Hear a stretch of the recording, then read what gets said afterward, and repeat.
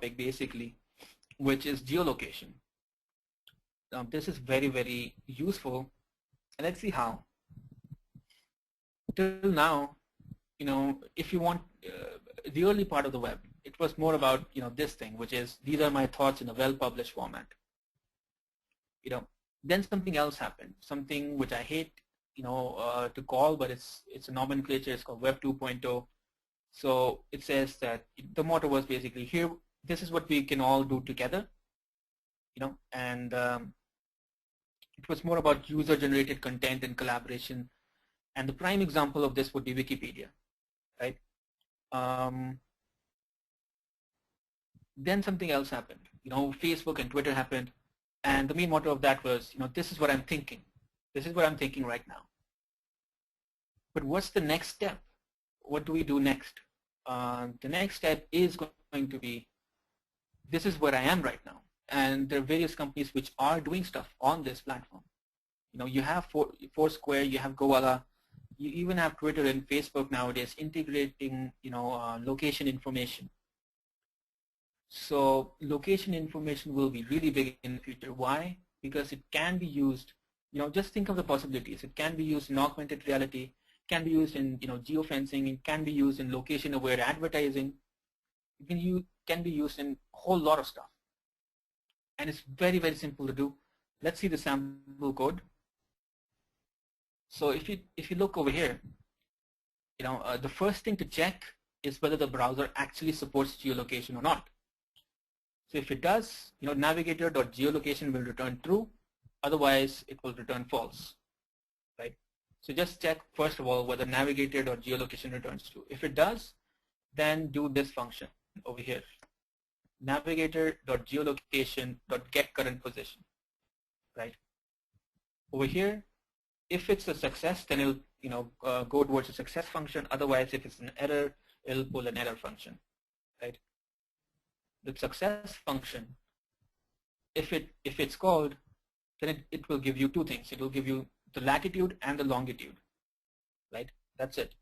That's all what the API does. It just gives you a latitude and a longitude of what the user is or where the user is, right? Now you can use those coordinates, the latitude and the longitude, to plug in into various web APIs and do stuff, right? So let's see an example of this. Let's go over here and just reload this. So I say share my location. So the browser will actually ask you whether you want to share your location or not.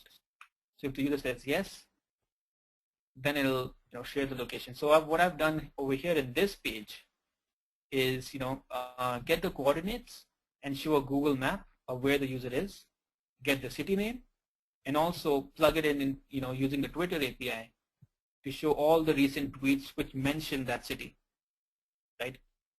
So this is just one of the use cases of what you can do with geolocation. There are many others as well.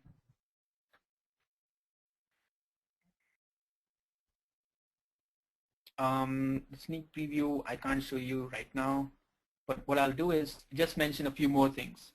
When it comes to HTML5, and specifically when it comes to devices, one of the key complaints is, there's still a whole bunch of things that native applications can do, like accessing the camera or the mic or the gyroscope, or doing multi-touch stuff, which cannot be done using web applications. Now this criticism is actually pretty valid, but it won't be valid for a long time because browser makers, especially on the mobile domain, are working to make sure that these things are supported in future versions of mobile browsers.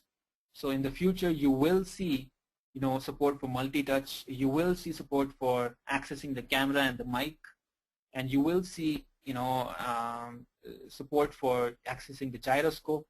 So you will see all of these things. The device orientation spec is pretty much final, and we are working, Opera is working on making sure that these things are actually implemented in mobile browsers. So in the future, you won't have much of a difference in the capabilities of a native application and a mobile application. With that, I'll conclude. We're already out of time. If you want to learn more, just go to dev.opera.com. We have a bunch of articles on how to make sure that you do HTML5 properly. Many of those are written by me actually. And